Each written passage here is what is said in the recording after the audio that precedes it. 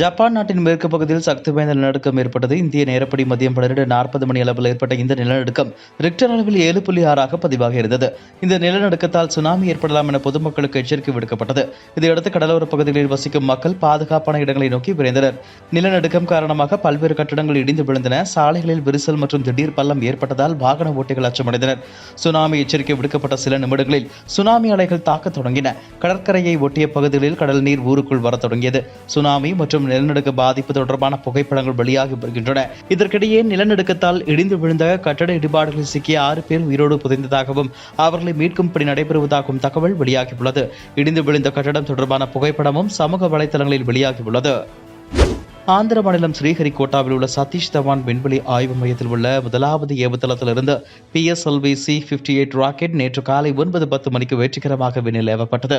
இதில் எக்ஸ்போசாட் என்ற செயற்கைக்கோள் பொருத்தப்பட்டு விண்ணில் ஏவப்பட்டது. இந்த செயற்கைக்கோள் பூமியிலிருந்து 650 கிலோமீட்டர் உயரத்தில் புவி வட்டப்பாதையில் நிலைநிறுத்தப்பட்டது. அங்கிருந்து விண்வெளியில் உள்ள நிறமாலை, தூசு, கருந்துளை வாயுக்களின் வேக கூட்டமான நெபுலா உள்ளிட்டவற்றை ஆராய உள்ளது. இது தவிர காலநிலை பற்றி ஆய்வு செய்வதற்காக திருவனந்தபுரத்தில் உள்ள Lal Bahadur Shastri institute of technology மாணவிகள் தயாரித்த விசாட் என்ற செயற்கைக்கோளும் விண்ணில் செலுத்தப்பட்டது. வெளிநாடுகளைச் சேர்ந்த மேலும் 10 செயற்கைக்கோள்கள் இந்த ராக்கெட்டில் பொருத்தப்பட்டு விண்ணில் ஏவப்பட்டது. PSLV C-58 ராக்கெட் வெற்றிகரமாக விண்ணில் ஏவப்பட்ட நிலையில் இஸ்ரோ விஞ்ஞானிகளுக்கு பல்வேறு தரப்பினர் வாழ்த்து தெரிவித்து வருகின்றனர். பாமக தலைவர் அன்புமணி ராமதாஸ் வெளியிட்டுள்ள அறிக்கையில், சென்னை எண்ணூரில் செயல்பட்டு வரும் கோரமண்டல் இன்டர்நேஷனல் உர நிறுவனத்தில் ஏற்பட்ட அமோனியா வாயு கசிவால் அப்பகுதி மக்கள் மூச்சுத்திணறல், மயக்கம் உள்ளிட்ட பாதிப்புகளுக்கு உள்ளாகி இருக்கின்றனர். எண்ணூர் மக்கள் பாதுகாப்பு குழு என்ற அமைப்பை ஏற்படுத்தி தொடர்ந்து 6வது நாளாக போராட்டம் நடத்தி வருகின்றனர். எண்ணூர் பகுதி மக்களின் அறவழி போராட்டத்திற்கு பாமக முழு ஆதரவை தெரிவிக்கிறது. வல்லுநர் குழு நேரடியாகவே ஆலையை திறக்க அனுமதி அளித்து விட்டதாக ஆலை தரப்பில் செய்தி பரப்பப்படுவது மக்களை ஏமாற்றும் செயல். அரசையும் மக்களையும் ஏமாற்றும் நோக்கத்துடன் உர ஆலை தவறான செய்திகளை பரப்பி வருவதை கண்டிக்கவோ நடவடிக்கை எடுக்கவோ அரசு முன்வரவில்லை. எண்ணூர் கோரமண்டல உர ஆலையில் வல்லுநர் குழு நடத்திய ஆய்வு குறித்த விவரங்களையும் தாக்கல் செய்த அறிக்கையையும் பொதுமக்கள் பார்வைக்கு தமிழ்நாடு அரசு வெளியிட வேண்டும். வல்லுநர் குழுவின் பரிந்துரை என்னவாக இருந்தாலும் அதை பொருட்படுத்தாமல் போராட்டம் நடத்தி வரும் மக்களின் உணர்வுகளை மதித்து கோரமண்டல் உர ஆலையை நிரந்தரமாக மூட அரசு ஆணையிட வேண்டும். அத்துமீறும் எண்ணூர் உர ஆலையின் பின்னணியில் யார் இருக்கிறார்கள்?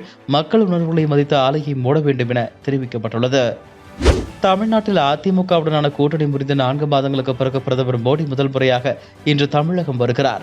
பல்வேறு அரசு நிகழ்ச்சிகளில் கலந்து கொள்ள பிரதமர் மோடி இன்று காலை திருச்சி வருகிறார். காலை 10:30 மணிக்கு திருச்சி பாரதிதாசன் பல்கலைக்கழகத்தில் நடைபெறும் 38வது பட்டமளிப்பு விழாவில் கலந்து கொள்ளும் பிரதமர் மோடி அதன் பிறகு மதியம் 12 மணிக்கு திருச்சி பன்னாட்டு விமான நிலையத்தில் 1200 கோடி ரூபாய் செலவில் சர்வதேச தரத்தில் கட்டப்பட்டிருக்கும் பன்னாட்டு புதிய விமான முனையத்தை திறந்து வைக்கிறார். இதே நிகழ்ச்சியில் 19,850 கோடி ரூபாய் மதிப்பிலான திட்டங்களையும் பிரதமர் மோடி துவக்கி வைக்கிறார். இந்த ஆண்டு நிகழ்ச்சிகளிலும் தமிழ்நாடு முதலமைச்சர் ஸ்டாலின் மற்றும் ஆளுநர் ஆர்.என். ரவி ஆகியோர் கலந்து கொள்ள இருக்கின்றனர். இந்த நிலையில் திருச்சி வரும் பிரதமர் மோடியை முன்னாள் முதலமைச்சர் ஓ பன்னீர்செல்வம் சந்திக்க இருப்பதாக தகவல் வெளியாகியுள்ளது. பிரதமர் மோடி மற்றும் OPS இடையேயான சந்திப்பு திருச்சி விமான நிலையத்தில் நடைபெற இருப்பதாகவும் இதற்காக ஓ பன்னீர்செல்வத்திற்கு நேரம் ஒதுக்கப்பட்டிருப்பதாகவும் கூறப்படுகிறது. ஈரோடு மாவட்டம் சென்னிமலையில் இந்து முன்னணி சார்பில் நடந்த வேல் யாத்திரையில் கலந்து கொண்ட ஓய்வு பெற்ற முன்னாள் IG பொன் மாணிக்கவேல் கூறியதாவது, ஆன்மீகம் அதிகமாக குற்றங்கள் குறையும் வீடுகளில் அமைதி நிலவும் இந்த அறநிலையத்துறையின் கீழ் உள்ள கோவில்கள் மூலம் 28 கோடி ரூபாய் அரசு வருமானம் ஈட்டி வருகிறது. அரசை பொறுத்தவரை எந்த ஒரு நிதியும் ஒதுக்கீடு செய்து கோவில்களை பராமரிப்பதில்லை. தமிழகத்தில் இந்த அறநிலையத்துறையில் இதே நிலைமை நீடித்தால் வரும் 15 ஆண்டுகளில் 26,000 கோவில்களில் கடந்த பல வருடங்களாக பராமரிக்க அர்ச்சகர்கள் இல்லாத நிலை உருவாகும். அமெரிக்காவில் உள்ள சிலைகளை தமிழக அரசு மத்திய அரசு மூலம் மீட்க நடவடிக்கை எடுக்க வேண்டும். சிலை கடத்தல் தடுப்பு பிரிவு தூங்காமல் விழித்துக் கொள்ள வேண்டும். வெளி மாநிலத்தை சேர்ந்தவர்களை அந்த பதவியில் போடக்கூடாது. இந்த பிரிவுக்கு வருபவர்கள் நேர்மையான அதிகாரியாக இருக்க வேண்டும். 38,000க்கு மேல் கோவில்கள் உள்ள நிலையில் ஒரு கோவிலுக்கு கூட வராத முதலமைச்சர் வேண்டாம். நான் மட்டும் மீண்டும் அதே பொறுப்பில் இருந்து வேலை பார்த்தால் இந்த அறநிலைத்துறை அமைச்சர் உட்பட அனைவரையும் உள்ளே வைத்து விடுவேன். நான் விளம்பரத்திற்காக எதுவும் அதை செய்யவில்லை என தெரிவித்துள்ளார். திமுகவின் விளையாட்டு மேம்பாட்டணி செயலாளரும் திமுக MPயுமான தயாநிதி மாறன் அண்மையில் வட இந்திய மக்கள் குறித்து பேசிய விவகாரம் பெரும் சர்ச்சையை ஏற்படுத்தியது. திமுக அங்கம் வகிக்கும் இந்தியா கூட்டணியில் கூட கடும் எதிர்ப்புகள் கிளம்பின. இந்த நிலையில் திமுக MP தயாநிதி மாறனின் தற்போதைய பேச்சு மீண்டும் சர்ச்சையான நிலையில் அவருக்கு பாஜக மாநில தலைவர் அண்ணாமலை கடும் கண்டனம் தெரிவித்துள்ளார்.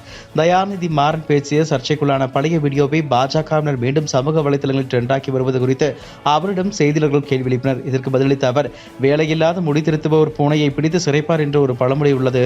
அதுபோல பாஜக தகவல் தொழில்நுட்ப அணியை சேர்ந்தவர்கள் எங்கள் மீது ஏதாவது களங்கத்தை ஏற்படுத்த வேண்டும் என்ற எண்ணத்தில் செயல்படுகிறார்கள் என கூறினார். அவரது இந்த பேச்சுக்கு பாஜக மாநில தலைவர் அண்ணாமலை கண்டனம் தெரிவித்துள்ளார்.